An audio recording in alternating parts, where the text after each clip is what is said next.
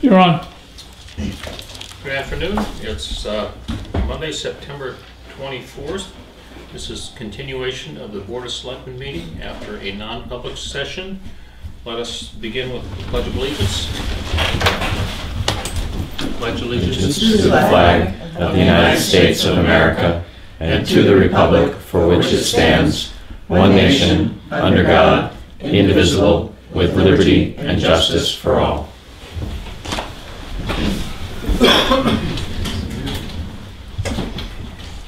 Okay, first item, is there any public input? Yes, Chris. Hi, I just wanted to, I have a couple of comments that I'd like to make. I was able to view the planning board meeting that was just held on Thursday. And it's quite disturbing as to the pickle that has become on the planning board. I also have a couple other things. The minutes are not being properly posted. There is a statute by which they're supposed to be shown up, and they're not being posted. The cancellations for the meetings are not being properly posted as well. And also, the other thing that was noticed was the fact that the certifieds are not going out as per the regulations. Now, it was also very clear at the meeting that the current chair, whom I know very well, he does not desire to be the chair, and for good reason, because he's not experienced enough. And most of the board is not experienced enough. And that change came about a year ago in July. So all these things that are happening do fall back onto the planning board, but ultimately the people that made the selection for the current members, it also falls as their responsibility. Also, people showed up to the meeting, traveling from far. They were not contacted because the meeting had to be postponed because it wasn't properly noticed. It is your duty and responsibility as a selectman to make sure that these boards are running the way they're supposed to be. And the planning board really isn't right now, and hasn't been. And you should be doing your responsibility and making sure that the people that are on that board have the experience. There are plenty of people in town that had the experience that are no longer planning board members. It's your duty to make sure that our boards have experienced members. Thank you, Chris.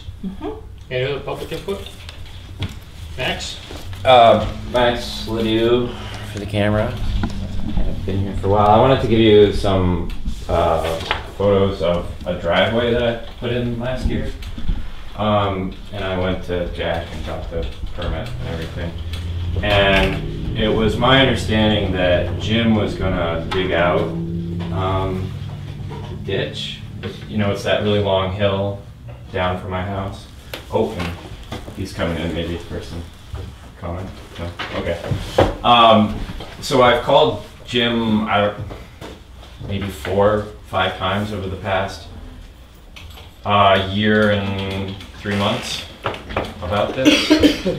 And as you can see, that it's totally filled in, so the water just collects, and the culvert that I put in is being filled in, you know, with sand, and defeating the purpose of having a culvert.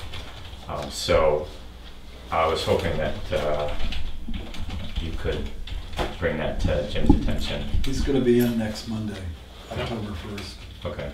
That's what I'm seeing here. And then I was also going to tell you that they hadn't done the lines.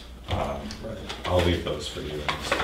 They did them in But they August. did them this morning. Right. Oh, On they did? Durgan. Yeah. So just to let you know that was done. Yeah, they were doing, and saw them. It was done this morning. Yeah. Good. So thank you for bringing that up with him next week. Okay. Yeah. Just a side note here, can you let me know, do you happen to know when he will be cleaning out the ditches, when they are cleaning out the ditches on any of the roads? Because our road hasn't been touched at all. Actually, my husband had to do it last year, and he had to do it this year as well. I was just curious if you knew when that was going to happen. We'll find out on Monday. Oh, next Monday? That's when he's here, October 1st. Yeah, and the last time, as far as I'm aware, the last time my road, that hill was done was 2015. Okay, any other public input? All right. Let's move on to approval of minutes. Regular meeting on Tuesday, September 11th.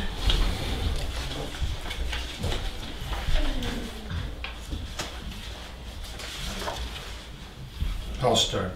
Yep. Please go to page 5.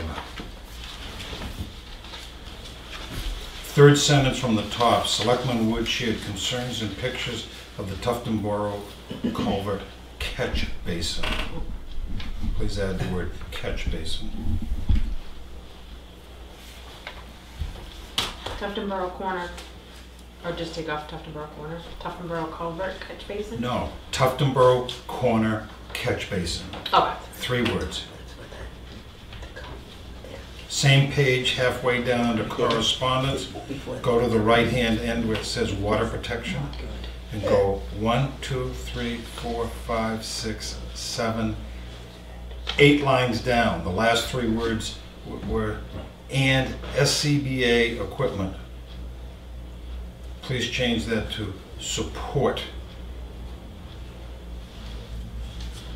And it's to support setting funds aside in the capital reserve, however you want to word that. Understand what I'm saying? Mm-hmm. You lost me. You want to insert support in front of SCBA? Yes, it's and support setting funds aside into capital reserve for SCBA equipment.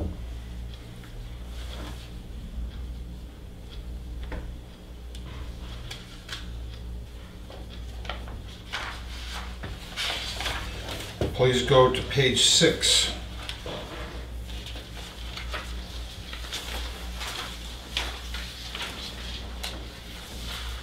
Second paragraph. After, go to the second line where it says repair dash replacement of the 19-mile bay fence. I specifically suggested that we use FEMA funds to cover the $1,600 repair. Thank you, Mr. Chairman.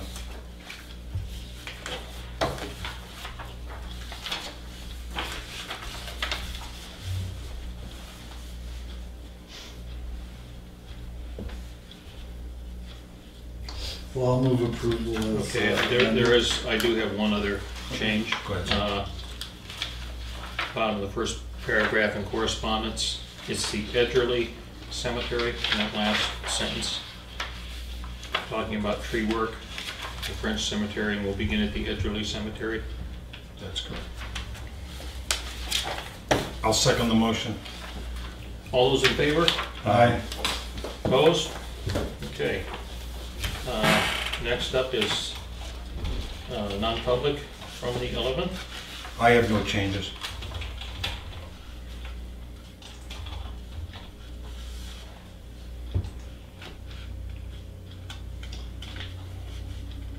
I'll move approval. I'll second that. All those in favor? Aye. Aye. Opposed? Okay. Regular minutes for Friday, September 14th.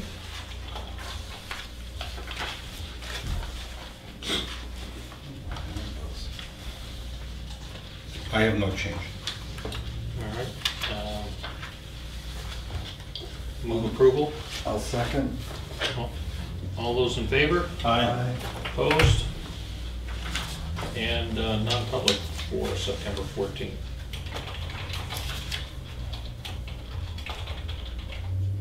I have no change. I'll move approval. Second. All those in favor? Aye. Aye. Opposed? Okay. We had another non-public on the 14th. No, I think we just had one. This one? That was the public on the 14th. Oh, okay. Yep, Jesus. that was the public. Let's have more of those. Well, we don't Yeah. have it to be in public to go into That was non-public. the public for the non-public. Okay.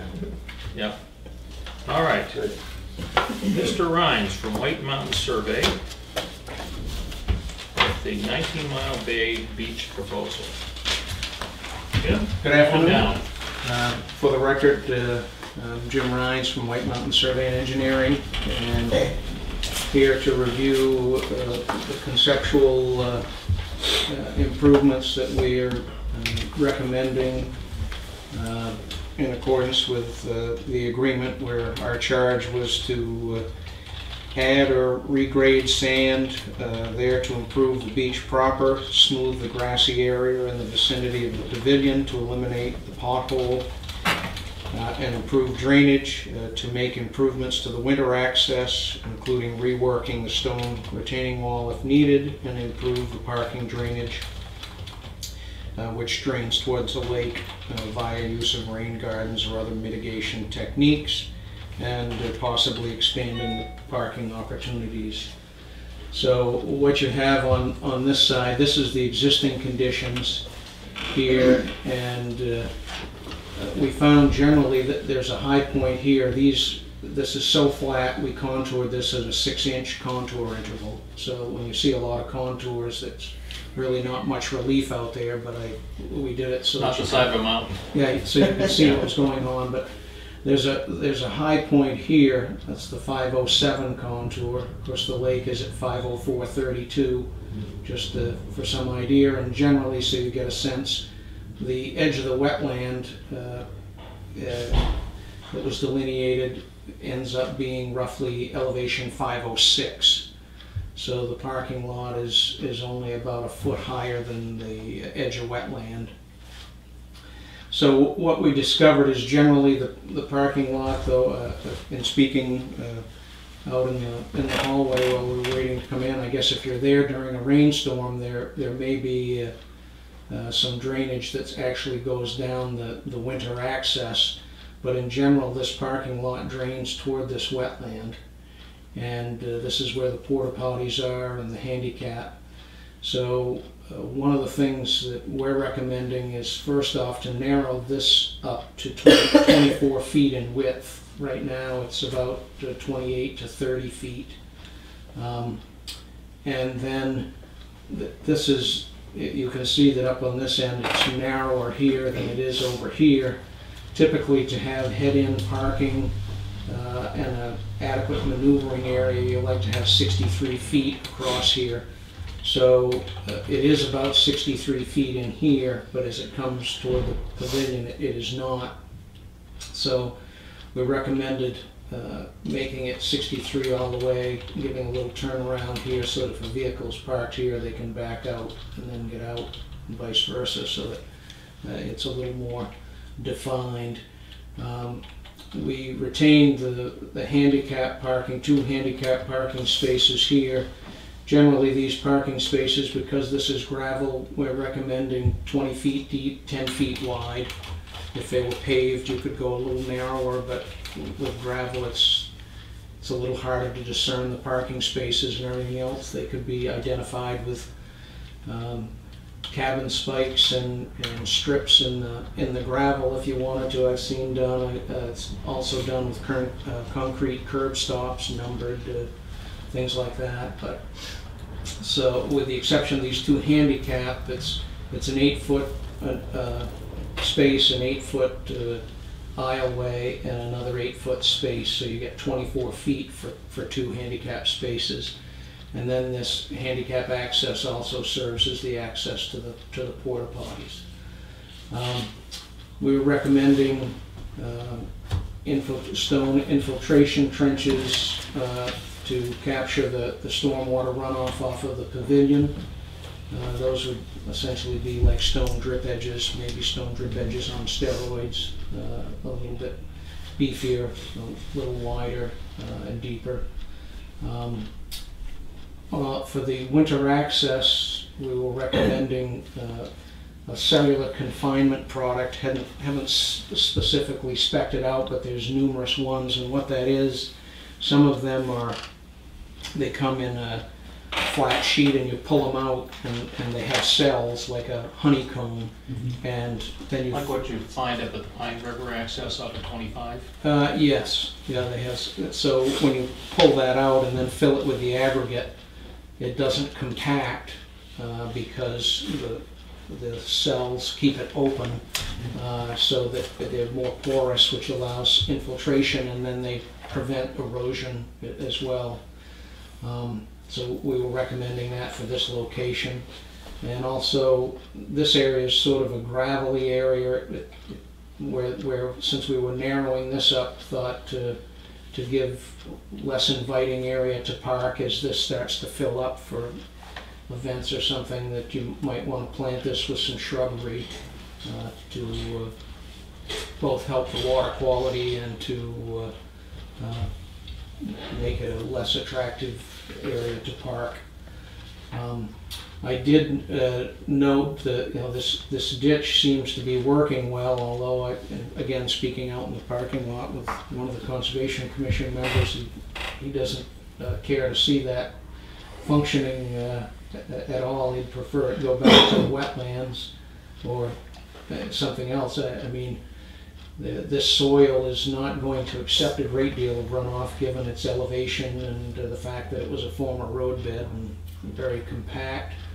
What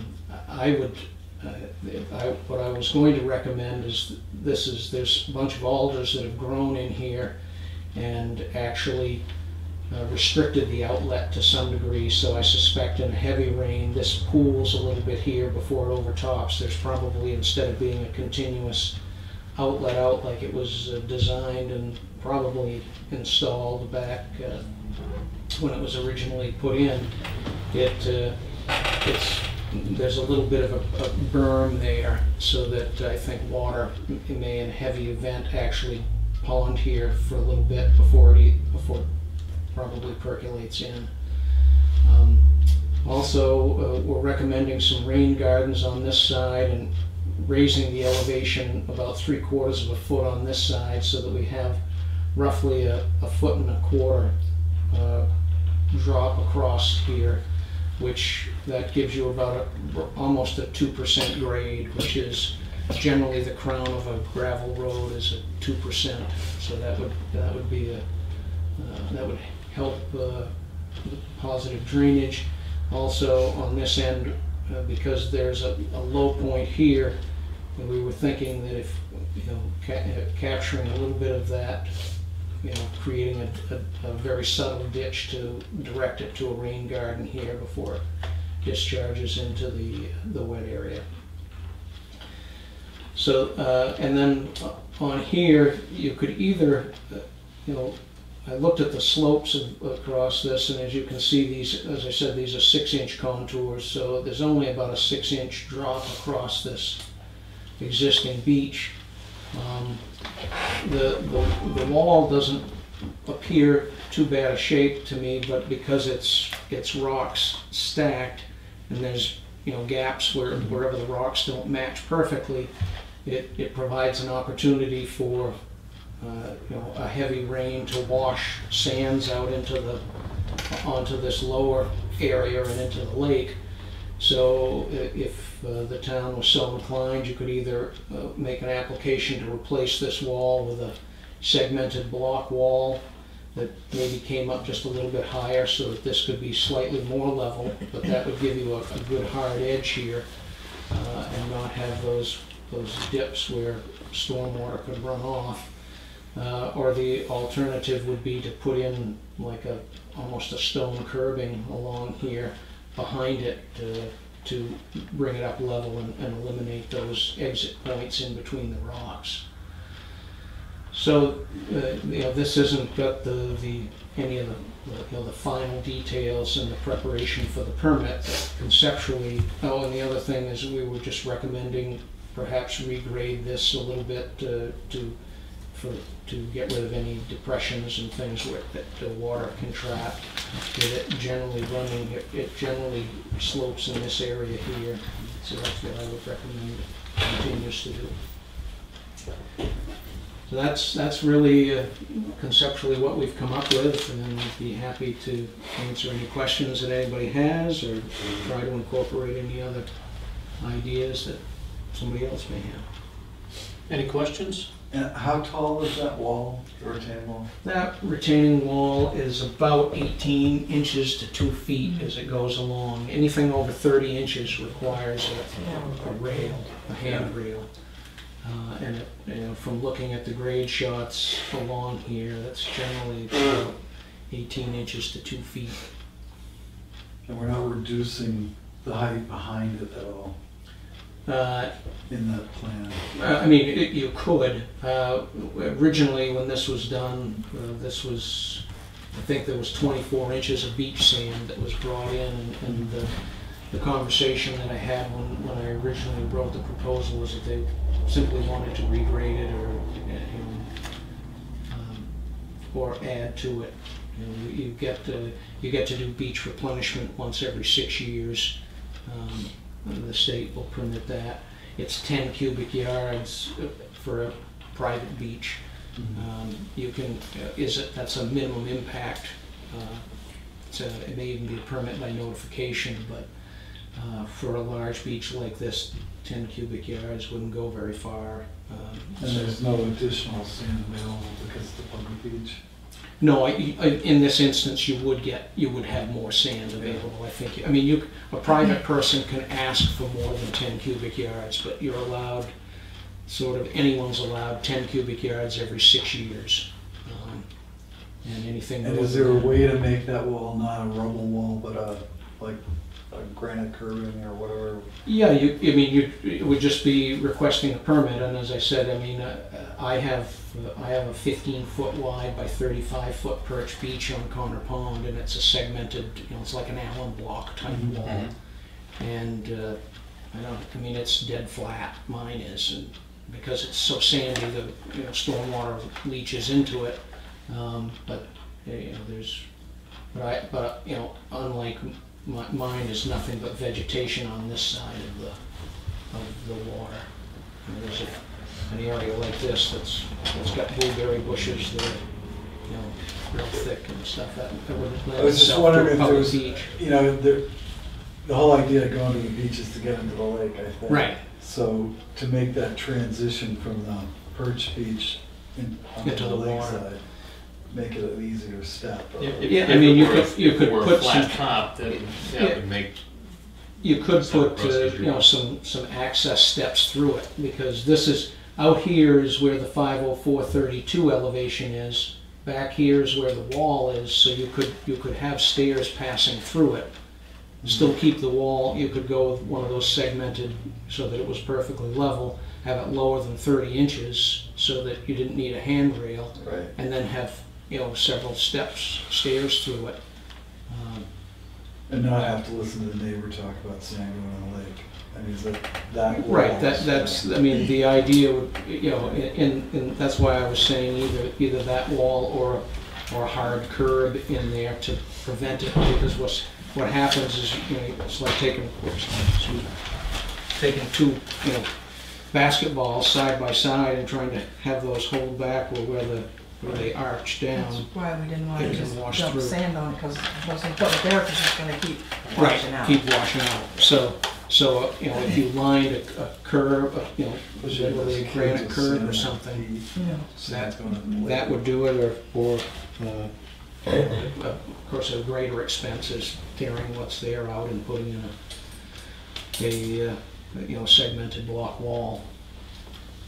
It would take up less room horizontally, so I guess the advantage would be you might have a little bit more of the lower taper beach if you did that, but it wouldn't be that wall, because it's not that high. It wouldn't save you a lot of room, because there is a 1-inch batter for every wall, every block that comes up. It steps in an inch. So is that a major permitting issue? Shouldn't be. You have a wall here, so it's a replacement in kind. It's, the whole project would be a wetlands application. It would be a 75-day permit, but I think it's a very permittable project. The rest of the work that we're talking about up in here is all a shore landing pact permit, and that's a 30-day permit.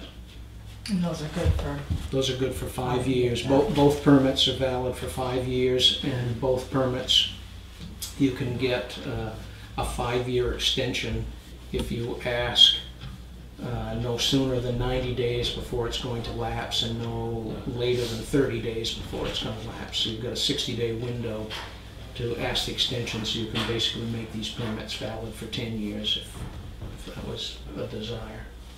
Lloyd, you had some I questions? have some questions. What are your recommendations as far as putting asphalt in? We have two places in town, roads that we've gone with asphalt overflow. One was Lang Pond Road, and the last 3 overflows, it's worked perfectly. Is there an asphalt configuration you would recommend? I mean, asphalt, I mean, in theory, or not in theory, but drainage computations, there's no difference in the runoff coefficient of compacted gravel or asphalt. And you wouldn't even, if you wanted to come in and pave this today as it is in the same footprint, you wouldn't even need a shoreline permit. You could just do it as a matter of right. Well, But to answer your question, I think at Lang Pond Road, you had some problems with the backwater overtopping. Yep. Which I don't think that's the case here, so I don't. Yes, it's a little bit different A physically. little different situation. Although So, hydraulics is hydraulics. yeah, you just don't have any head to the storm water that's coming across this parking area like they do. Question number 2, as you exit here, could you point out with your pointer where the town property ends and where it butts personal property? Yes, right here is this is the Lassie boundary line, right here. So the town property actually didn't go all the way to, the road continues. I'm just wondering, this is the most used beach area in town, and I'm thinking of these guys with their grandkids and the younger people with their kids showing up, and at peak hours, would it make sense to have the road a little bit wider and parking on one side or the other side? Can it be done physically? Well, it's a matter of priorities. The charge I was given was, trying to make some improvements to the stormwater drainage. Oops, excuse me. No problem. Had that. No problem. So if you do parking, then you're not going to minimize the sort of the runoff toward the lake. You might expand it a little bit. So that's just Okay. a competing. Well, that's one response. It's my understanding from landowners that somewhere along this highway there are 2 large drainage pipes that were put there in anticipation of keeping this area a little drier. Are you aware of where those are? I believe that it's beyond the area. Once we got into the wet area, we stayed away from, there were none in this area, so I believe that it's down yeah, they're further. marked. But they're a resource to not only help us, but to help the other landowners, correct? Because That's what they were there, I guess, for originally, but he doesn't think they work properly. I understand. I mean, if there must be for the backwater here where the brook dumps out, where 19 Mile Brook dumps out, and if that backs up too much, then I would think it must force water across. I don't know. Towards the lake, not away from Not away from Right, yeah. Towards the lake, Yeah. there's a fence that needs to be repaired, and that's right here, and doesn't impact if we repair that It does not. tomorrow. No. So far, any estimate as an engineer over the life of this project, how much we're talking about in terms of dollars and cents? Haven't worked up any cost estimates at this time. Just didn't want to do that until we were comfortable that we'd settled on an approach. Get all the features in that we want. That's right. Thank you. Well, back to the parking, I mean, what do we have there, 22 parking spots? Yes. Yeah, I think I came up with, I forget, I don't know.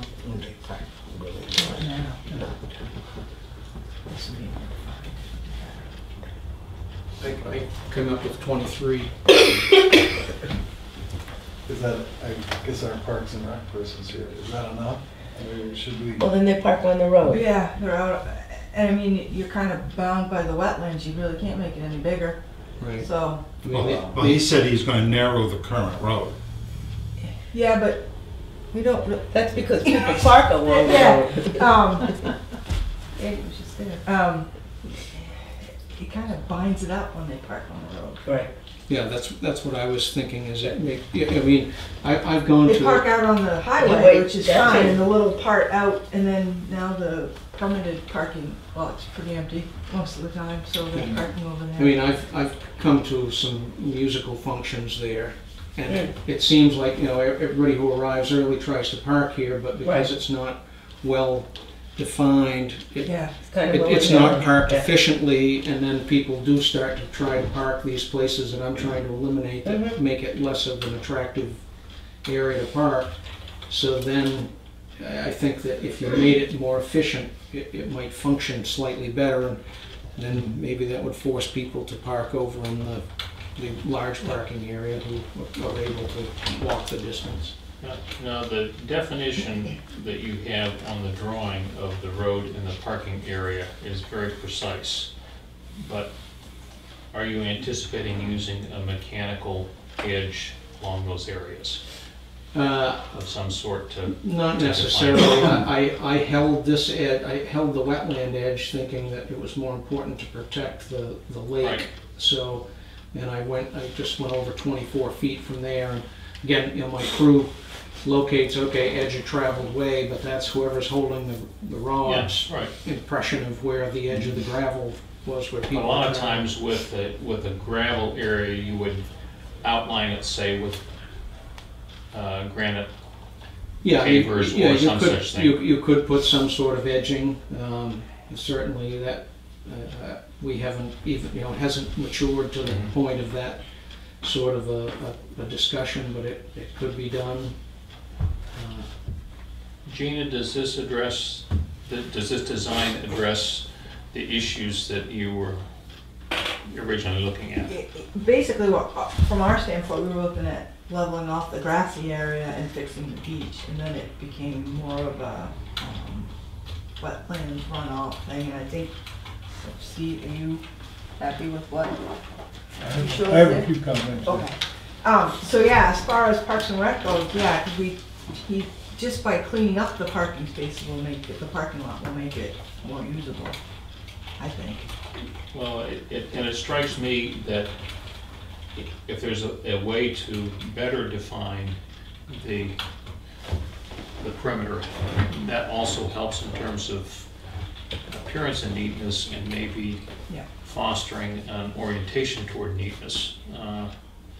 No guarantee, but The other thing I'll just throw out, I didn't want to make this much more of a project than, you know, perhaps the town was interested, but the only real option with the limitations you have for increasing parking would be if there was a desire to shift the pavilion in this direction, and then you could expand further. You know, if parking was the Well, goal. there's some parking up on the road. Yes, people park on the On the road. highway. And they could park in the, off of the right away.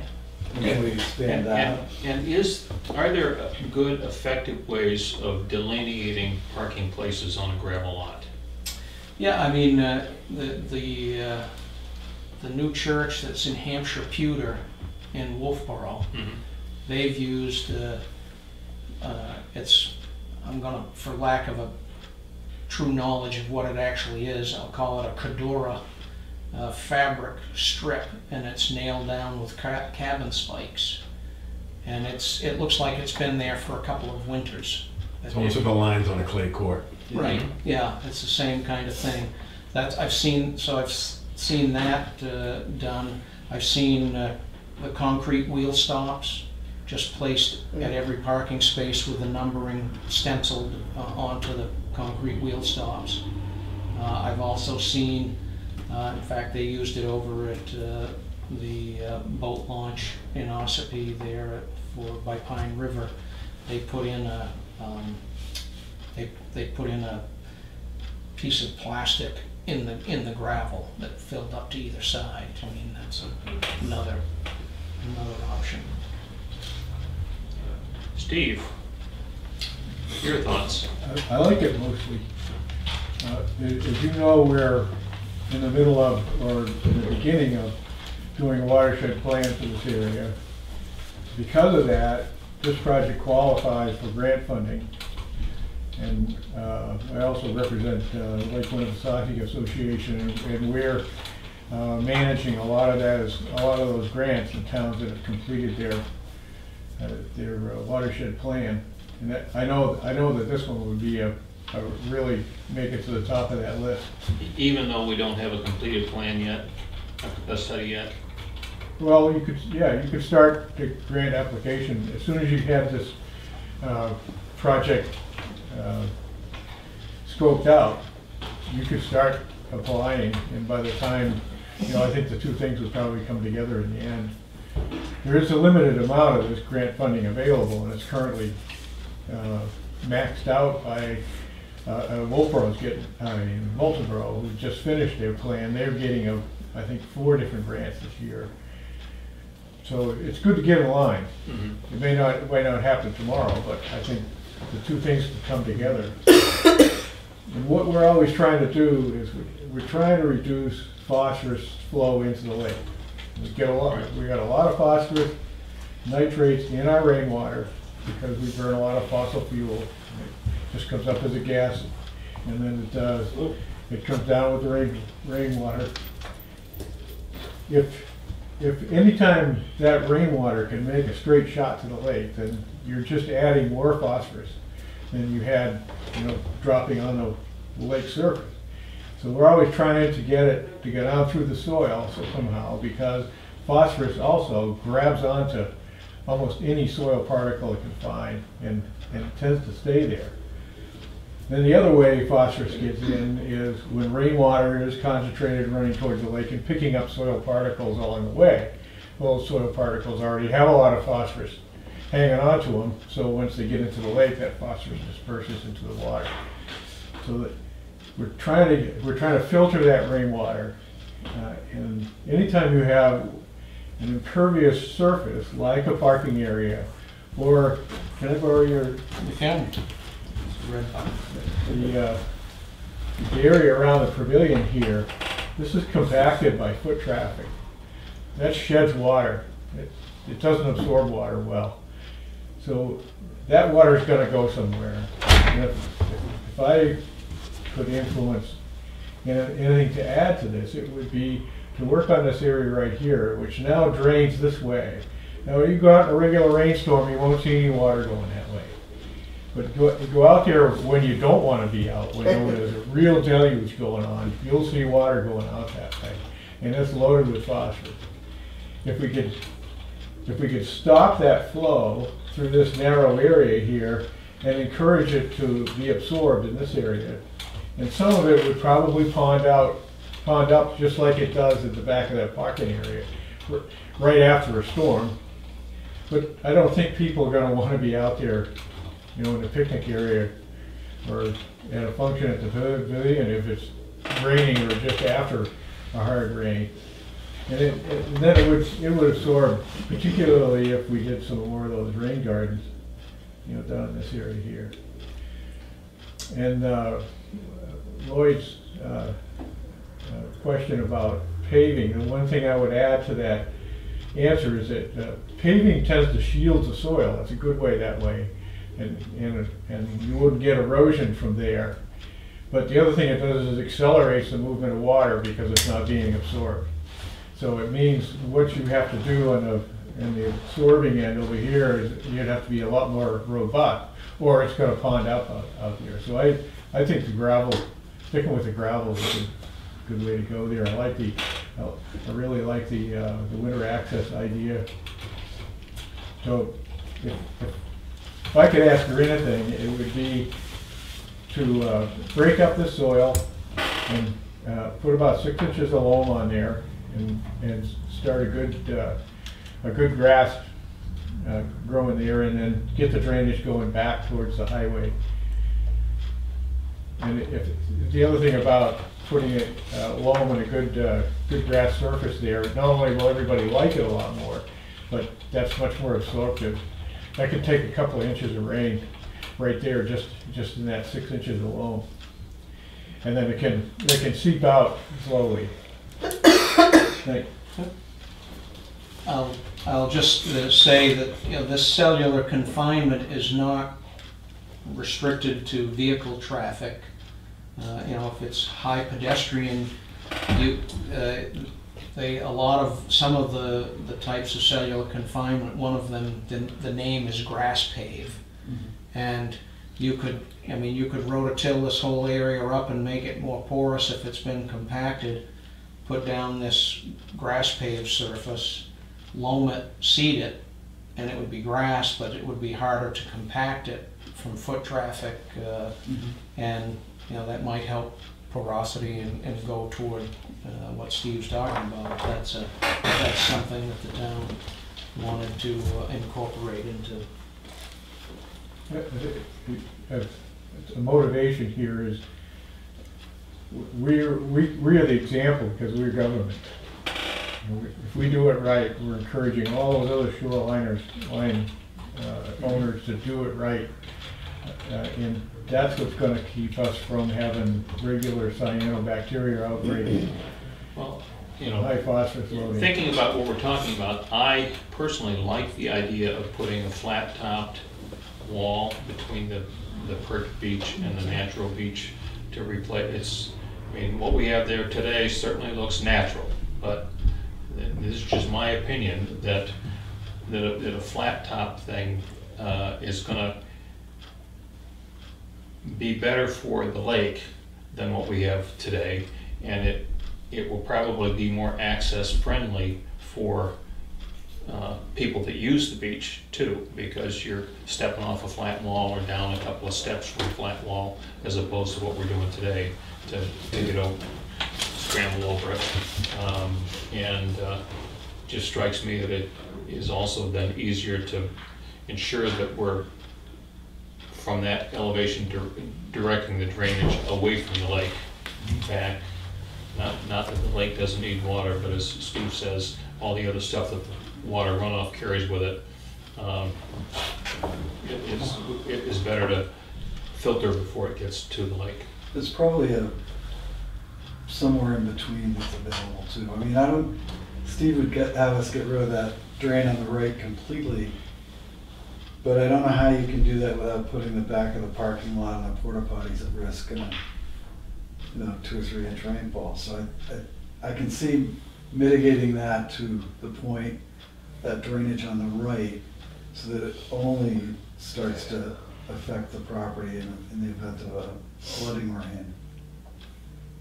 I don't know, I'm not an engineer, that's why we've got. No, I mean, there may be ways that you might be able to put some filter medium. I mean, when you file an alteration of terrain application before stormwater goes into a detention basin now, it has to go into a bioretention basin. And that area is sized based on how much dirty water is flowing to it. And and sometimes you put in a filter medium and certain vegetation. It would not be, clearly now that's mowed. It's easy to maintain. It would not be there would be a different feel to it. This area would feel more restricted perhaps than it does today if you were to go with that approach. But there are some things that could be done. But I mean, I always find it's much easier to work with Mother Nature and the way the water wants to go than to work against it and try to make it go some different direction. So it's. And speaking of feel, I mean, I've been to any number of parking lots in Scotland that were completely covered with that cellular, with grass or mossy, whatever. Yeah. And it's a beach. People are going to walk around barefoot. It's probably a heck of a lot more comfortable to walk on that than it is to walk on gravel. So I mean, I wouldn't be opposed to doing the whole thing in that cellular. I think it's great stuff. I'm all set. Steve? Just one other comment is, if you find the grant funding idea interesting, it's got to be good design. I mean, it's got to take care of the phosphorus issues in order to qualify.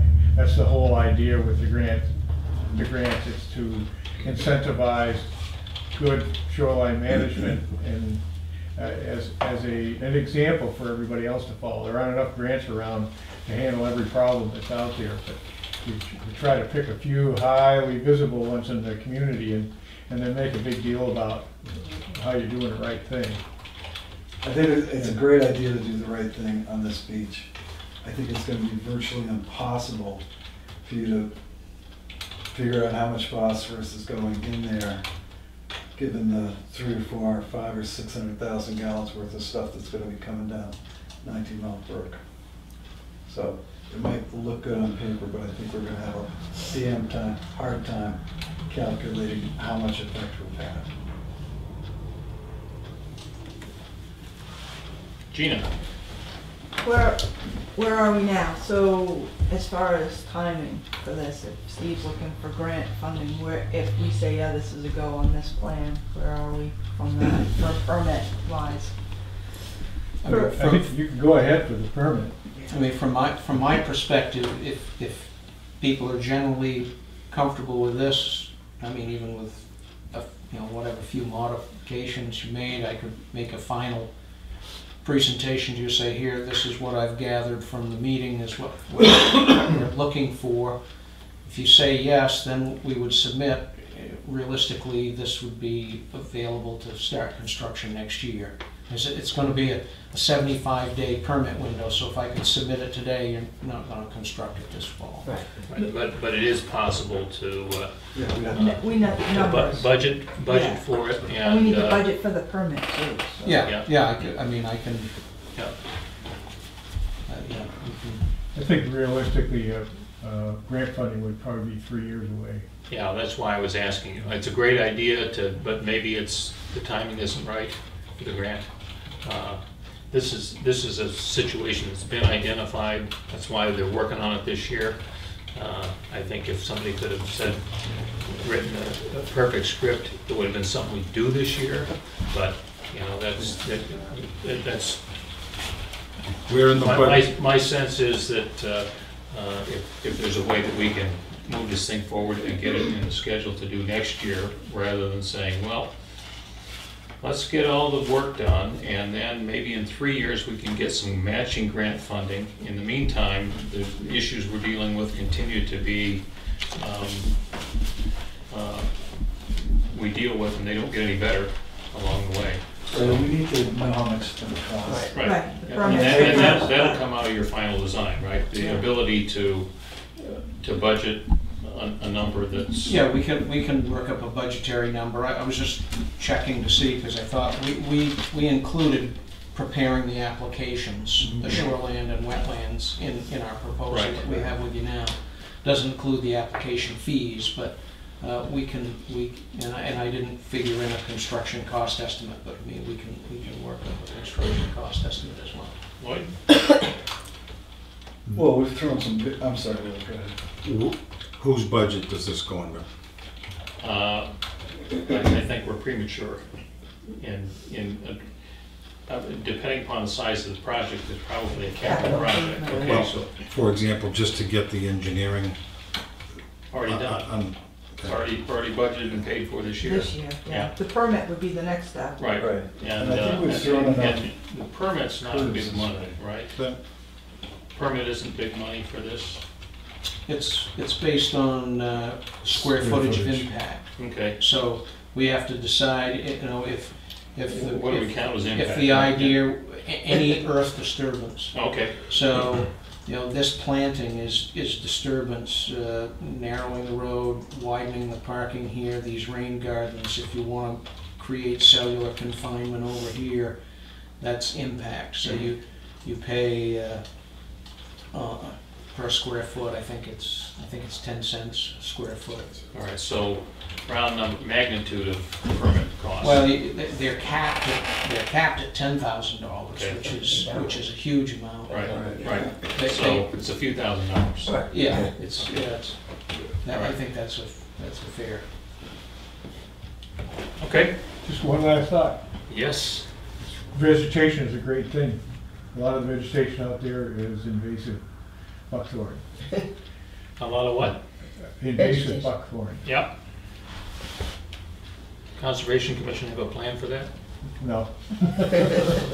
Something good for us to work on, isn't it? Yeah. But in the process of doing renewal work here, it's a good opportunity to get the invasive out, right?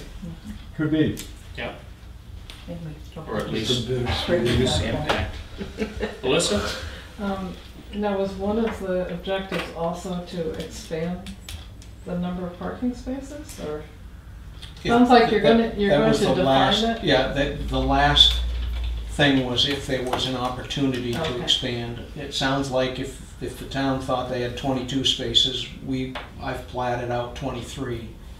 So We gained one. you gained one, you got Yeah, but almost a I- 5% yeah, but it's increase. not- Parking's kind of willy-nilly in there Right. now, so. Right. Yeah. I doubt you have So- ever had 22 the way that's lined up. And if we can better organize the parking and use the space more efficiently, that's great. And I guess my thought, we've talked about things like paving it, expanding the lot, moving the pavilion. That strikes me as a future project, all right? You do this, get everything Get it lined up. stabilized, yeah. Your parking lot is 85% full all summer, you know, an area that we anticipate using for recreation, that sort of thing. In the future, maybe we say, all right, so maybe we need to make more parking and we'll have less recreation field because what people really want to use is the beach. But I don't see that anything we're doing here would get in the way of a future expansion of the parking lot. I don't think so. I mean, the way to expand it is to where the pavilion is now. Yes. So you're gonna move, you'd have to move the pavilion, whether you'd moved it now and put a parking lot in, or at some future date. Right. At some future date, would it be possible to expand parking along the highway?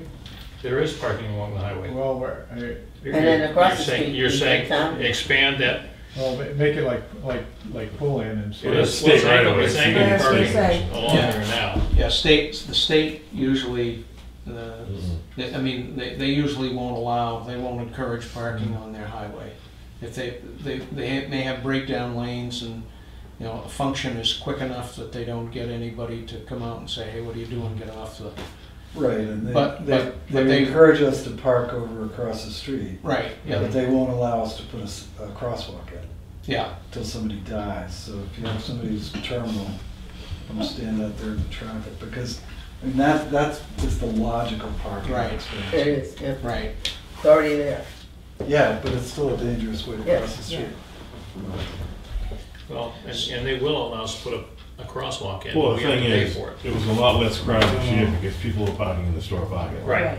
So that opens, it's Yep. gonna be full again. Yep. So, just before, as we wrap up, is my takeaway that you're comfortable with the parking layout, sort of the scheme, you want a segmented block wall?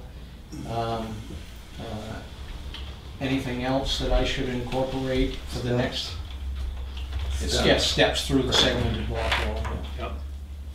And you're putting the grid on the boat launch or the. Yes, I have, that was something that we have included in this. Infiltration trenches. What'd you say? It's as long as we can straighten the flagpole. Well, I'm not even sure you need a permit for that. No. No, we have a volunteer who was offered to straighten it. and- Professional flagpole straightener. Yeah, so I think we can get that done before then. Wants to bring all equipment. No, has he talked to you? Okay, no. Okay, all right. So, he said he's talked to people and there's, nobody's interested, but I said, well, I'm sure we can get that. Oh, yeah, we had Sometimes people offer, but- you don't talk to the right people, Right. so, all right. All right, very good, thank you. All right, thank you, Jim. All right, let's talk about fence repair. Gina? Yep. Your name is listed. Thank you. Listed Thank on you. the next to the fence rejector. I'm sorry, what? Yep. So we have a revised proposal from McGurk Fence Company, who submitted the proposal for the new fences. And this is for $1,675 to repair the existing fence, which will include some new top rail, replacement of broken fittings, and maybe some line posts that needed to be replaced as well for $1,675, which compared to $4,600 or $4,800 for a new fence. If the existing fence will do what we want it to do by repairing it, it seems to me that that's the way we ought to go.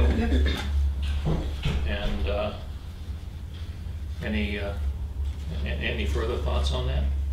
No, like I said, we were just waiting to see if it was an impact on what Jim was working on, and it's clearly not, so. Right, it's away from that area.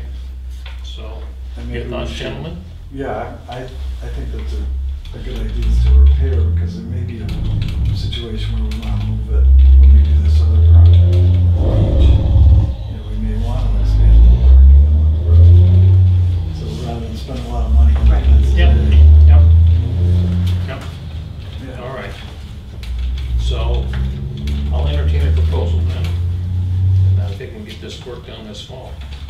So moved. All right. A second? I'll second. All those in favor? Aye. Opposed? Solved another one. All right. Could you repeat the figure? 1675. Thank you. Yep. And may I ask where the repair will come out of, so I can tell It's, Diane? we had talked about using the FEMA reimbursement grant money. That was my thought. It's And still, that's, I think that's. still want them out there. Yep. Okay. All right. All right, let's move along to the signature file. We are on a time table today. 4 o'clock is when we're doing a drop dead. Yeah, we're dropping dead at 4. Oh, Yeah. do you still want the 2 chiefs and everything? Well, that's fine, whatever. Yeah. We'll start working on this. Yeah, 40 minutes. All right, You let's gotta leave it 4 minutes. let's work Hi there, how the are you? emergency management budget. Come on down, chief. Thank you for waiting. Which one are we on? That's calculated. Buildings? First one is emergency management, 4290.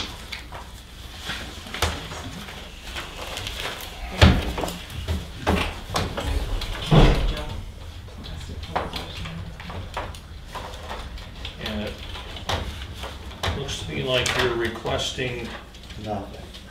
uh, Zero. you're requesting less money than you did in 2018. The only thing, one thing that's gonna change is under grants. They put $4,000 in there in case that we fail in getting the LEOP, the Local Emergency Management Plan, Mhm. done. That is the cost of having someone do it. Okay. We're currently working on it, but I would like to be prepared in case something does happen and I can't finish it, because it does have a deadline that would have to be done. And when is the deadline? It would be next year that it would have to be turned in, so. Yep. So how much more of the 15.6 are you gonna spend this year? It all depends on what happens. I haven't bought, I usually wait to purchase the stuff that I had put in to purchase. But the equipment line's gonna get spent. Yes, the equipment lines will get spent, but I usually hold off until towards the end of the year to make sure that we have not had, some type of emergency that. And the generator that's an annual service? Is that It's right? service on 3 different Right, generators. and you do that? Yep. Right at the end of the year, so Yep. so that'll happen.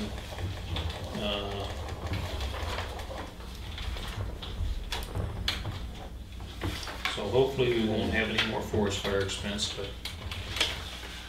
never can tell, right? Right. Thank God it rained in August. So we need to, I'll move that we accept the chief's recommended emergency management plan budget for $15,180. Second. All those in favor? Aye. Opposed? Okay, great. Now your next one, we have government buildings, which is the fire department government buildings, right? Okay. So, Yeah. One of the questions I had on these, Chief, was the electric. Your expectation is the electric's gonna go down? Yes. Really? and is that because? Well, as far as for Central Station, obviously, as far as the, I've been monitoring the cost, and obviously it went down by a certain amount because of the fee went down. Right. As far as for the meter Right. wise. I'm expecting that there'll be 2 more months in there that will drop down as far as January and February that were like $1,200 versus what I had. You're anticipating staying on the rate we're on now, Right. right? That is correct. Okay. Because, yeah, I mean, it seems as though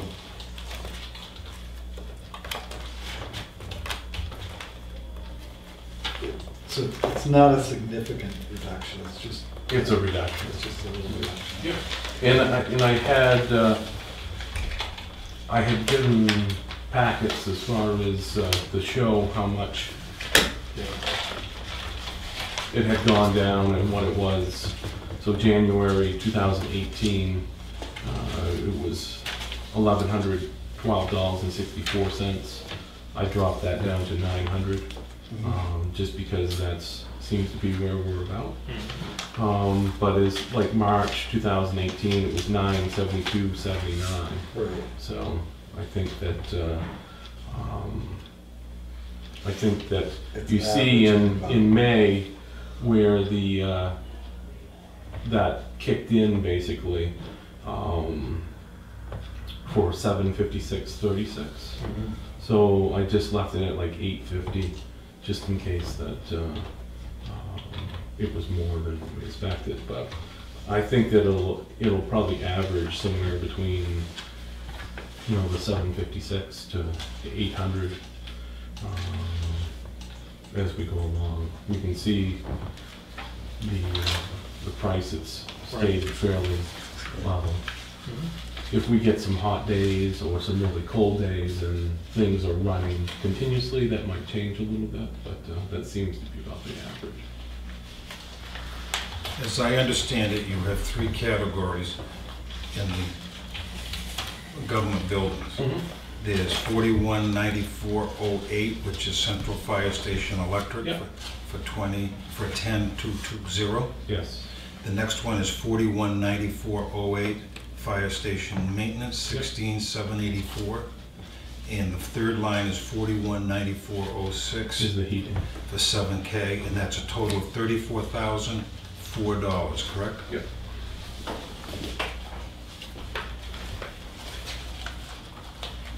And then there was a breakdown of basically what we looked at for the Central Station.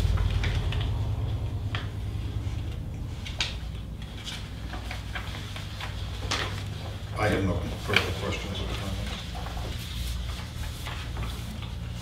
comments. We're on the Central Fire Station, correct?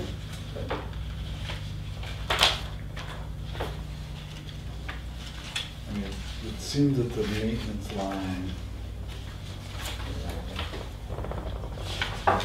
went down by $1,000. Yes. I dropped it by $1,000 to because it looked like that I wasn't going to use that. So you're not foreseeing spending out the 17.7 that you have this year? Yeah, I would say hopefully not, as far as that goes, but I don't know. All it's going to take is, you know, one pump to go bad, as far as that we had last year, as far as in the heating system. Those are like $1,600 alone. So I tried to reduce in areas where I could, and as far as I just don't know where we're gonna find that $1,000 when we need it, right. whether or not we should. And if you don't use it, you turn it back in. You were at 29,284, and you dropped, actually more than 2,000, you're down to 27,000, so you dropped to $2,200. And I'm wondering if that's being a little short-sighted. I mean, if we were to leave this, say, at $28,000, move the maintenance back up to $17,700. Yeah, we were at $17,784 Right. Last year, and We spent 11.4. so far. Right. So, I mean, if you spent at the same rate of travel, you're gonna spend pretty close to $17,000. I'm gonna suggest that the selectmen increase that line by $1,000. The central maintenance, Central maintenance, to 17,784. or if we wanna go to round numbers, because we're just. Yes. Let's go to 17,781, which brings the total, those two items, to $28,000. Yep. See what I'm doing, Chief? 17. I'm 780, I'm sorry, 17,780, Okay. all right, and 10,220, Yeah, for a total of for a 28,000. total of 28,000. I'll second that. I'm in favor of it.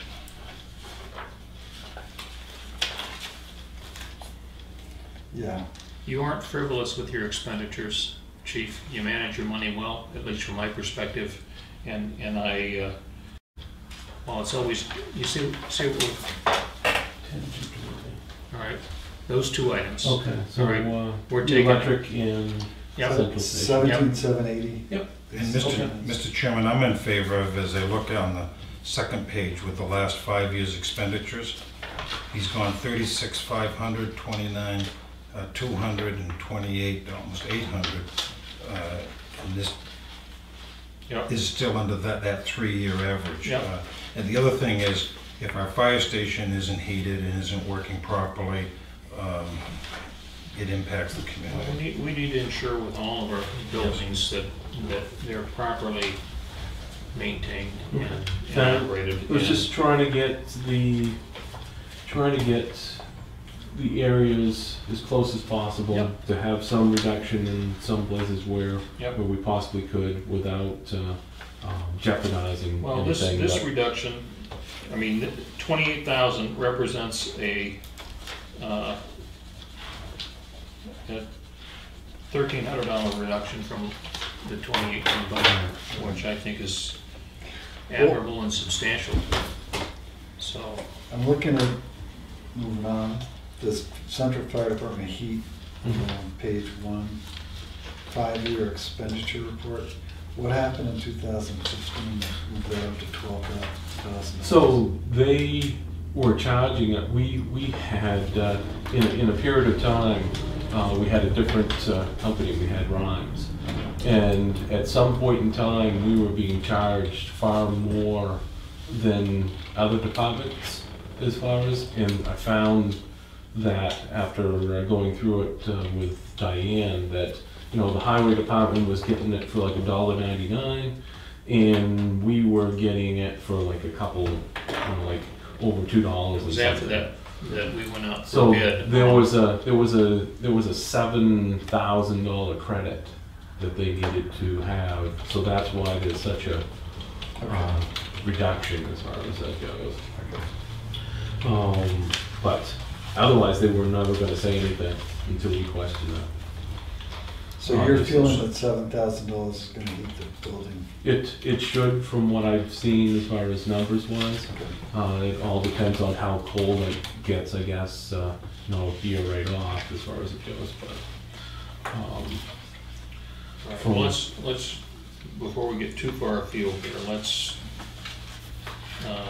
deal with the first two items that we already talked about.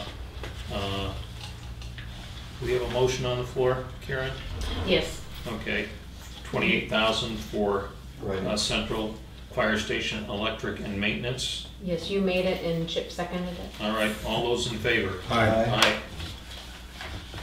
All right, and now the central fire station heat. You're requesting 7,000 again this year. And based on what we've seen to date, that should be plenty, right? All right, I'll entertain a Unless motion. there's something I'm missing as far as. I'll move we approve I have the $7,000 for Central Fire Department heat. All right, Second, that's 4194-06. yep. Second. All those in favor? Aye. Nice job. All right. Next, we got,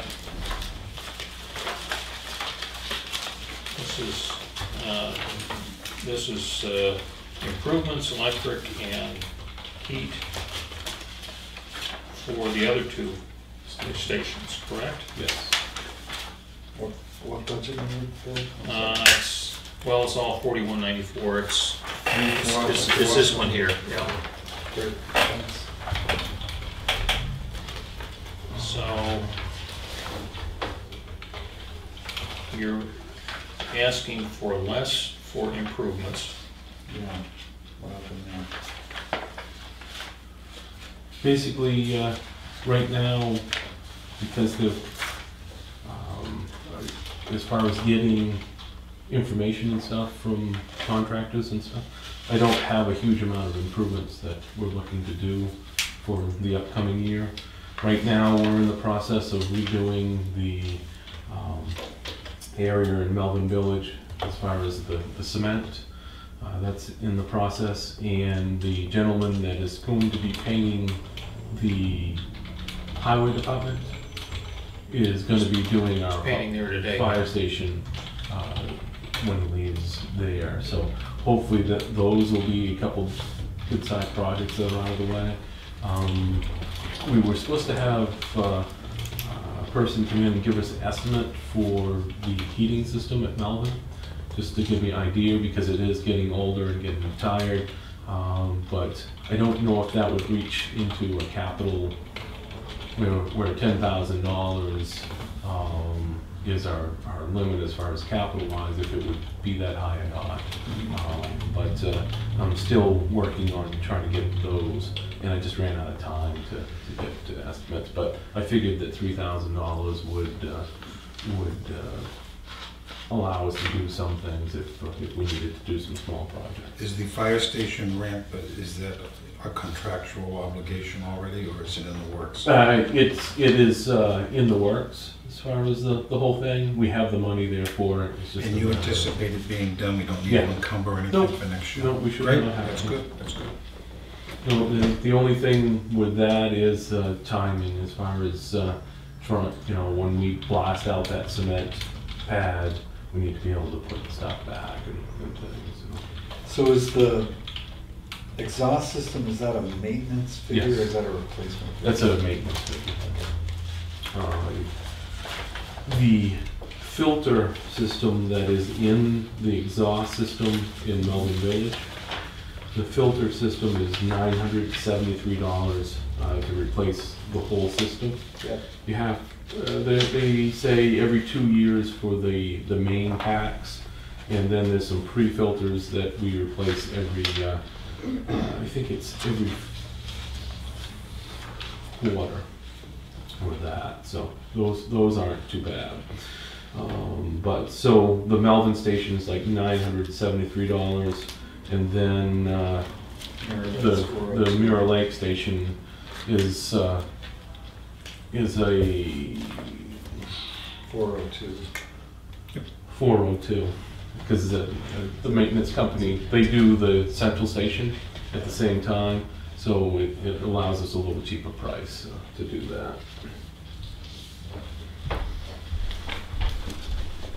Okay, Okay. I move we accepted the chief's request for the budget on 419404, 13,346. Second. all those in favor? Aye. Okay. I think that's all we have from you today, is that Yep. correct? Ambulance-wise, I'm still plugging away. All right, you're gonna give me a, all right. Yep. You wanna sit down and doodle on that? Great. Okay, Thank you for your time. thank you, Chief. Chief Shigori, come on down.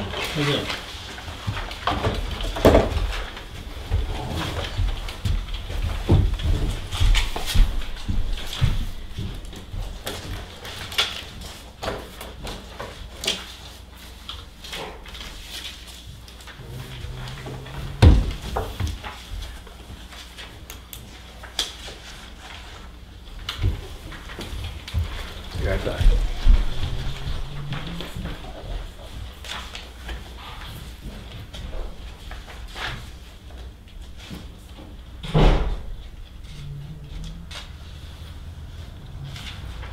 So,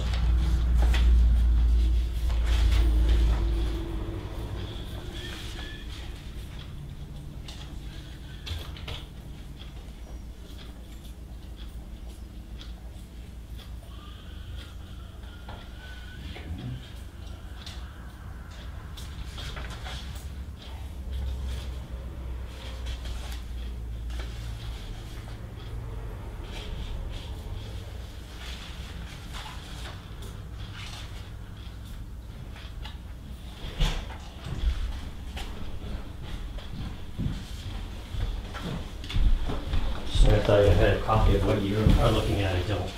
yeah, okay. It says So we- something else. Yep.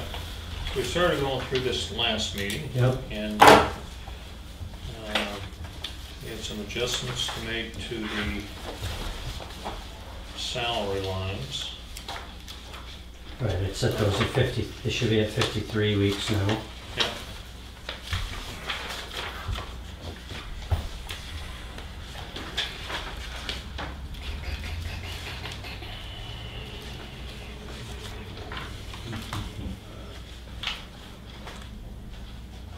So.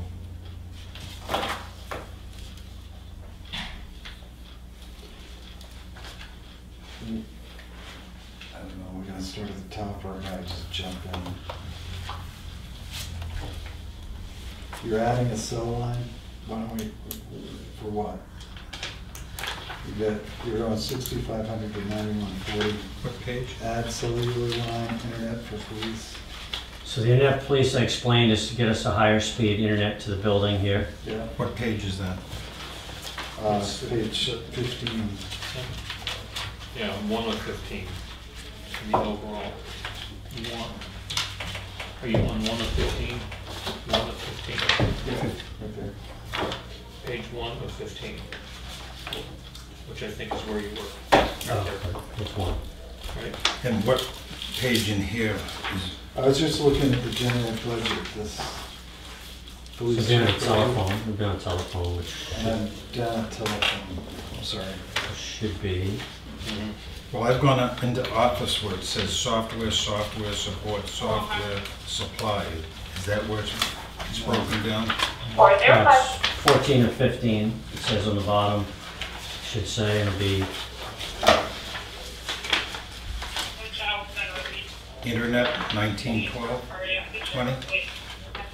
9140 is what it says. Should be the number over here. Okay, and where is the cost for the software changed on here? $1,920, is that what, It's not software, it was for internet? internet. It's not software. So it's under internet here, 1,920? Yes, But $4,800 is that a cellular. yes. Was that the cellular That's- cost last year as well? No, because we'll be adding another air card for the cars, an air card for the cars. Okay, so each car gets an air card, Yes. and that's the additional. And what page is that on? It's not on a page, we're just getting an explanation of the cellular number. Okay, under telephone, correct? Yes, so it's on telephone cellular. That covers our cellular phones and our Okay. air cards for the cruisers.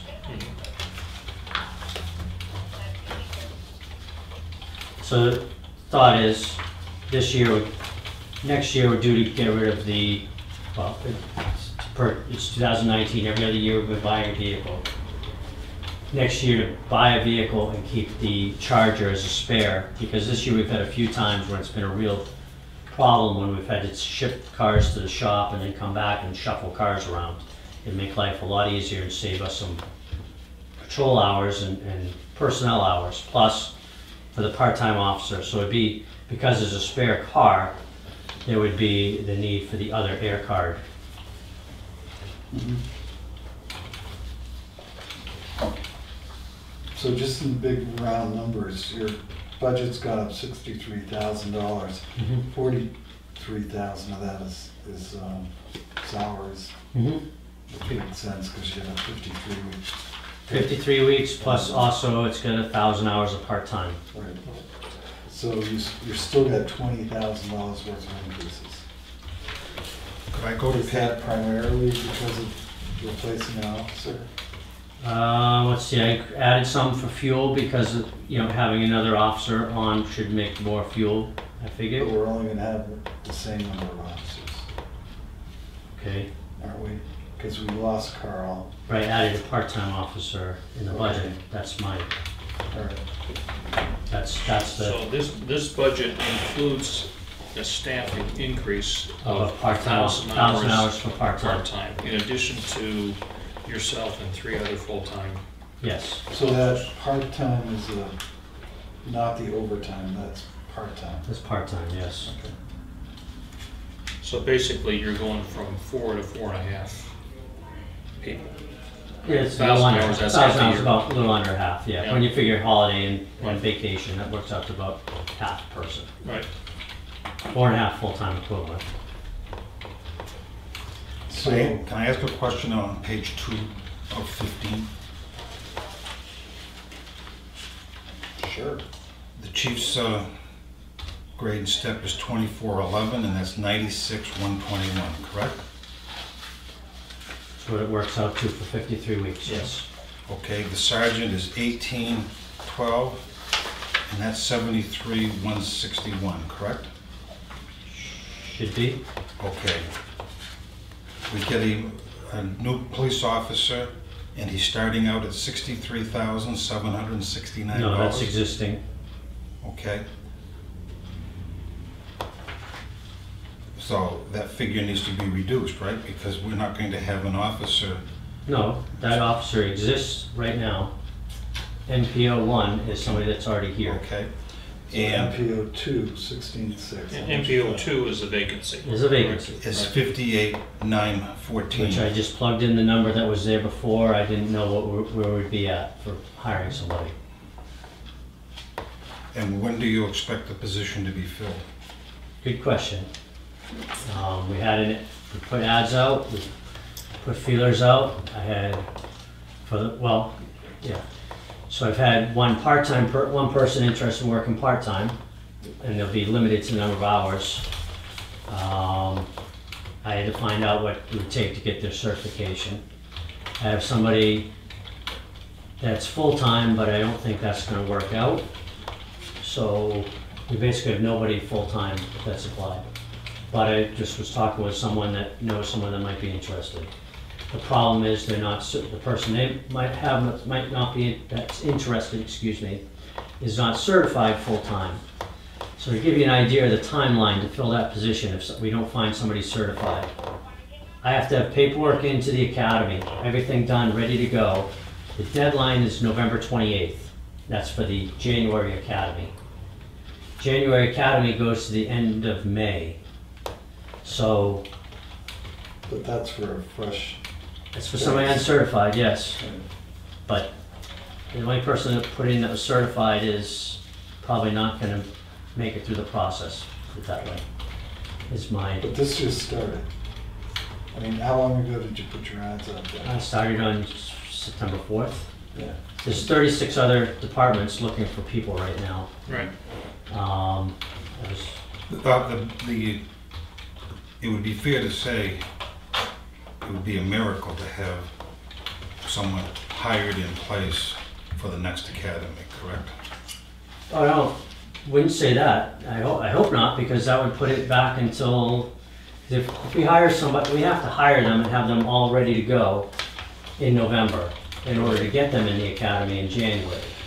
Right. In order to get them on board. Right. by June 1st. June Yeah. 1st or whatever. Well, then you still, after they get back, you still have to do some field training with them, so it'll be like July before they're done. As much as I'd like to have someone in the first academy available, doesn't seem realistic, does it? Well, I think it's possible, but I'm just saying that's the timeline that we're looking at. September, October 6th. An untrained hire on the most aggressive timeline would give us somebody middle of next year. Yes. Right. So.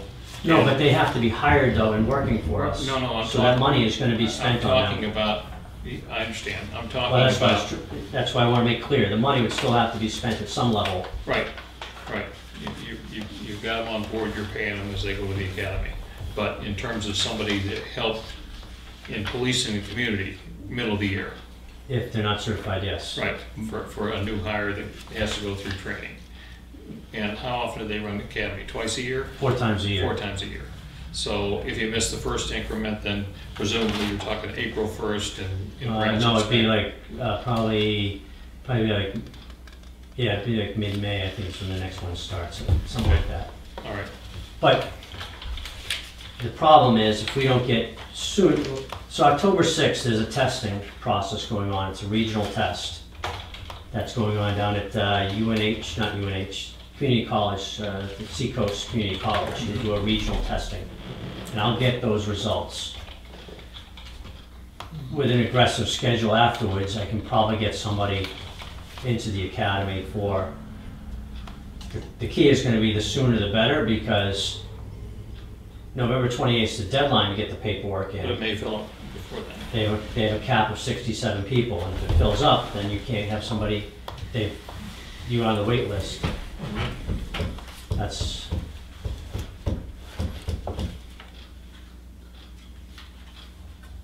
Okay.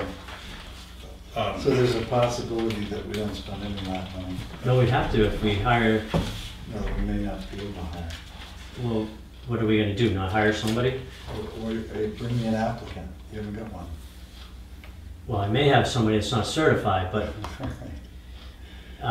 that's my point, is if they're not certified, we still have to... And are we getting a commitment out of these uncertified officers once we through the academy? We do have a contract. I think we had that discussion once before. We had a contract. We have a 3-year contract with them to pay back, but it's worth it. As you can tell by the time frame, people will pay them off. Other departments will pay them off. That's what happened with Portland. Let me go back. October, what is the testing date? October 6th. And it's going to take them at least 2 weeks to score things, correct? No, I don't think it'll take that long. Well, let's say 1 week. Okay. That puts us to the 19th. Your process, on top of being a police officer and police chief, by November, you have to have the paperwork into... the academy. Everything done. When? November 28th.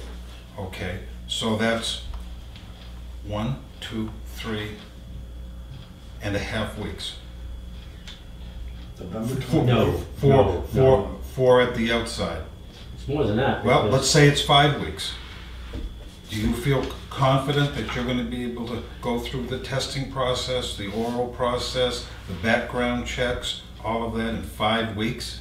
It's actually 7 weeks. I was going to say it's more like 6 or 7 weeks. Well, and I think let's say 7 weeks. I think we can, hopefully. I mean, we'll see. We'll see. Last time you went through this, how long did it take to get a candidate? Well, that was 15 years ago with Tom, so I don't remember, to be honest with you. And you were very vigilant, and remember, Yeah. you just weren't gonna get one No, bodies, were you? that's, yep. Okay, the part-time people, can I jump into that? Do you have a I'm part-time gonna come back person? to this, yeah, so, go ahead. Do you have a part-time person? I have someone who's interested in part-time, yes. But you don't know whether it's gonna qualify. I believe he will. All I have to do Here is, you got- he's already retired, so all I have to do is go back to the academy, and he has to, have to file a form based upon prior training and experience. He either has to take the law package next January, which I don't think he'll have to, because you can also test out of it, which they give you a study CD. So I believe we can get that done. It would be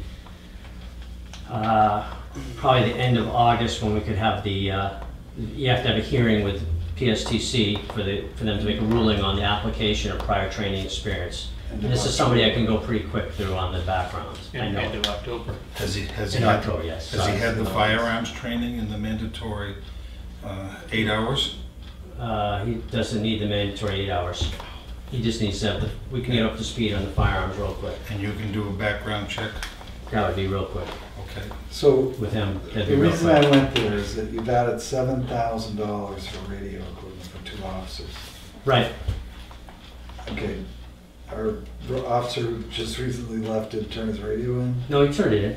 But if we have 2 part-timers, Yeah. we would need 2 radios. So now we're gonna have 2 part-time. That's what the original budget is. That's the budget was presented on. But I think if I'd rather have 1 at 1,000 than 2 at 500. You know what I'm saying? That would save us one of those radios. Right, right. So if you've got a candidate that's coming full-time, let's say, are we still gonna have the part-time officer work as well? Well, here's the issue. We've got 2 people. We're down 2 people right now. Right. I mean, So that's why. let's assume that situation solves itself, which it inevitably has to. I mean, how many police officers are we gonna end up with at the end of the day? I'm a little confused about it. So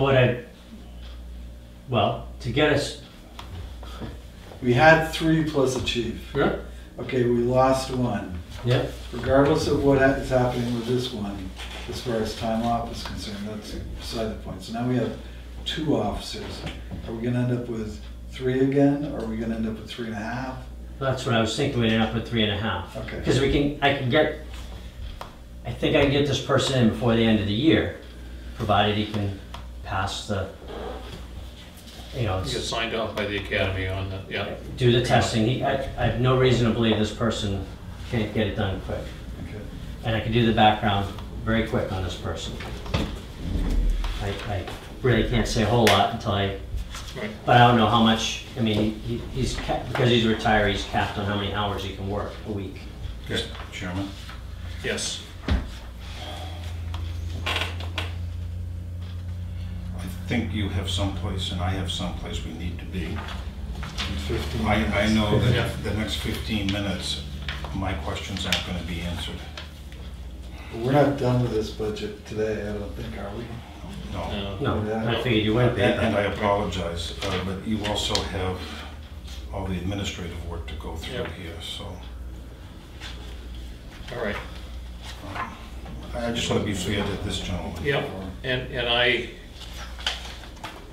we may have gotten the cart before the horse in not having we asked him to present his budget, which he did, including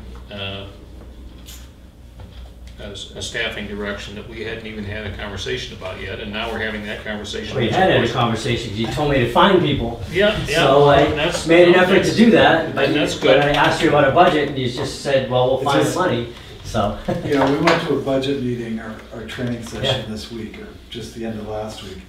And there's no reason why you have to go into the budget committee and defend your budget, but there's no way, but we're gonna avoid going in and defending your budget. Well, I understand We got a that. $63,000 increase on a budget that historically over the last 6 years has increased $24,000 a year.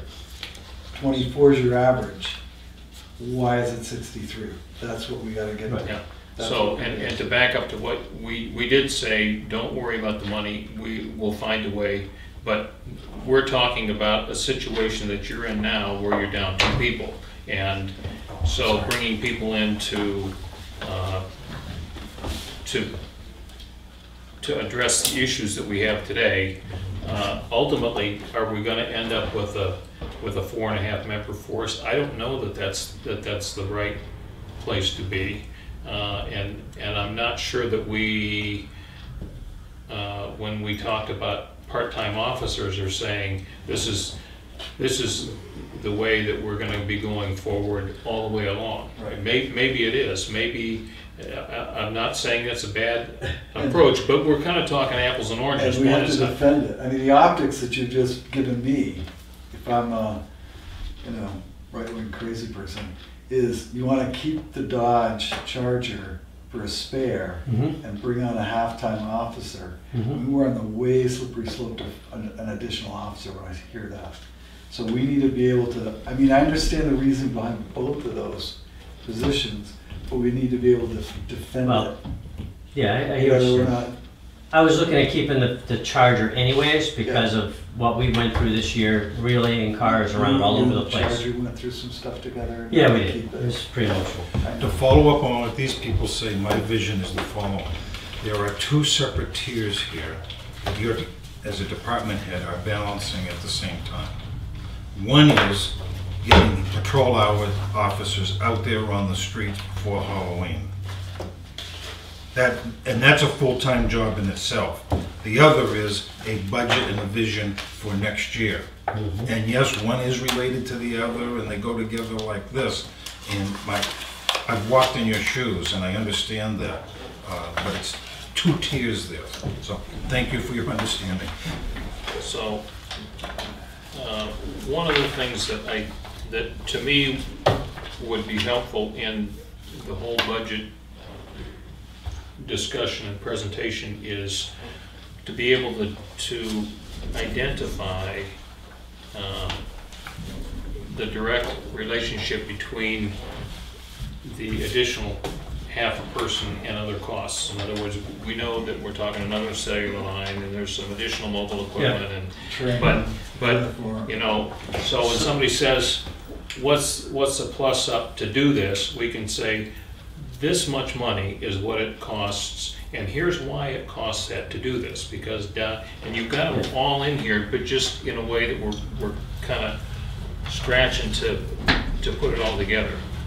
Yeah, most of your costs have a reasonable escalation, and there's just like 5 line items that are way up that need to have some more flesh.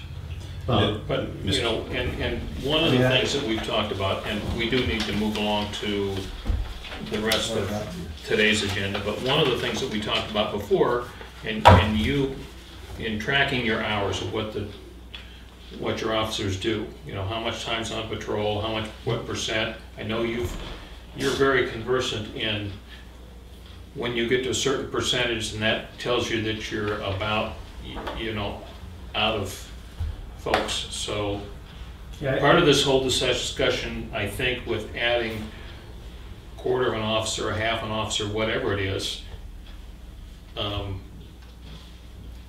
it meshes with how we're using the hours now and in your vision for how the hours are going to get employed in the future. We're going to add this, let's say 1,000 hours, half a person, and this is what it's going to do. Part of it's going to be covering for vacations and outages. Part of it, I'm guessing, is going to be additional patrol. Whatever all those pieces are, it's just a way to hang flesh on the skeleton, if you will, of so we're going to be increase. First off, I don't know. So the one person that's like leave now, I don't know how much. Okay, but how much that's going to. I mean, he's expressed he wants to be able to stop working some shifts, but I don't know what that's going to amount to. Secondly, if we hire somebody uncertified, we're going to be paying them while they're at the academy, but they're not going to be able to work Yeah. They can't work by a rule that's gonna be voted on tomorrow without a full-time officer sitting next to them. So we're gonna be, even if we send somebody to the academy, until it's all done and said, we're still gonna be short. That's why we're on the two tiers. That doesn't qualify as an unfunded Right, mandate. I'm gonna make a suggestion here. Chip, I'm sorry, I was asleep. yeah, could you and Andy sit and work on this whole Yeah. staffing issue? And there are so many threads here, and it's all interrelated, and emotion, I'm with you in terms of we gotta get some needs in the longer term to address, as well as the current issues that we have to address with Manning. They are separate issues. One can help the other one, but when the dust settles on all of this, we want to be manned at a level that makes sense for our need. And Chip has a great way of looking at some of this stuff that I think can help us put it together. He's just being nice because it's getting late. Well, no, But I'm anyways, serious. I think if I could give you just a little direction, then we'll meet sometime later this week. Yep. Is the lines that are really pushing things Mm-hmm. are uniforms, Yep, conference and training. Yep. Uniforms is up 5,800, conference and training is up 2,000, mm-hmm. new equipment's up 4,500, investigation supplies is up 1,500, office supplies is up $1,000. Just those 5 lines is $14,800 of your Yep. increase. And if you add that to the 1,000 hours of part-time that you've got in your salary line, you've got that variation between the average increase of 24 and the current increase of 63. So if we can concentrate on those, I think we can get pretty close to where we need to be. Yes, Lloyd? Does it make sense for us to offer to have a work session before Monday? We could do that. I'm in signing checks anyway, so. Well, I'm just gonna, I've got some out of town appointments. I'll come in one more time this week and it can be Friday. I'm not happy with that. But I can't come in 2 or 3 times this week. I just have too much on the plate. I understand. Well, So are you working Friday, Chief? Yeah, it's gonna work tonight, but I can come in earlier. Yeah, if we could, well, you're working the night shift. That's kind of a pain in the ass, isn't it? No, Somebody's got to do it. somebody's gotta do it, that's why Yeah. I'm working tonight, and all right, well, Yeah, it's one thing we meet in the afternoon when you're on the night shift. It's just working, meeting in the morning. just tell me the time, I'll be here. All right, let's do 8:30 on Friday. 8:30 on Friday morning, Sound good? Okay. would that work? All right. All right, that's, Let's yeah. settle out. Take That's it out. gracious of you. Yes. And just kind of look over those lines and see if you can come up with, Well, I mean, if we just do one part-time, that'll save on uniforms, and if we hire the part-timer this year, the uniforms won't be showing up next year, other than a few replacements maybe, so, I mean, that's what I was trying part to of the say. uniform line is the body armor and that stuff that's has to be. Which, we have to replace that anyway, so, I mean, but that's, Okay, Okay, great. all right. We gotta be out of here in 7 minutes. all right, so, Are just we going 2 things. pink? For October, we're gonna be doing Pink Patch, Oh, Nice. so, Is it fundraising we're doing. Cancer Month? Breast Cancer Month, and we'll also be doing the Beards for Bucks for the Child Advocacy Center again. Nah, I won't dye mine, but although the white will probably take on the color pretty good. Just don't make it pink. all right. Thank you, sir. So, okay, What? well, I'm trying to. Alright, nothing. We'll talk Friday morning, 8:30. All right, Okay, come up with your preferred plan yep. and we'll make it happen. You'll know more by Friday anyway. I will? You're getting smarter every day. All right, thank you, Chief. Alright, All right, so I have several signature items, and that's probably as far as we're gonna get today. Intent to cut 68-1-4. I'll move resign. Second. All those in favor? Aye.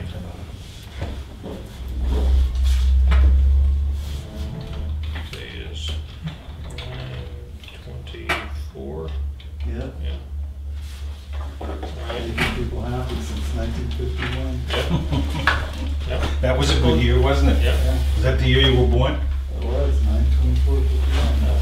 Oh, this is your birthday today. It is. Well, congratulations. And you brought your cookies to celebrate. All right. No, Miss So, Maybe. we have a application for a veterans credit. And that's been verified, I think, isn't it? And this is, and we approved this back in the spring, but it included an element that's not eligible. So this is a disabled, total and permanently disabled veterans credit that extends to the widow. So entertain a motion to. I'll move we approve. Second. The chair saying All right. All those in favor? aye. Opposed? Okay. And we have a notice of appointment to the Parks and Recreation Commission for Eileen Gill with a term expiring June of 2021. I'll move we sign that. Second. All in favor? Aye. All right. And the only other thing I have in signature today is proposal for the propane tank for the new standby generator at the townhouse. And we bought that, I thought, didn't we? Didn't we buy that thing? This includes purchasing the tank, yep. So purchasing the tank and installing it and putting 100 gallons of fuel in it for $1,367. So moved. I'll second. All in favor? Aye. All right. Is there any other business that we need to deal with? Yes, under correspondence, would you pull out the thing from Tom Wood, no relation? Tom Wood? Yes, Oh, is this the, at the back? yes. Mirror Lake Boat Ramp.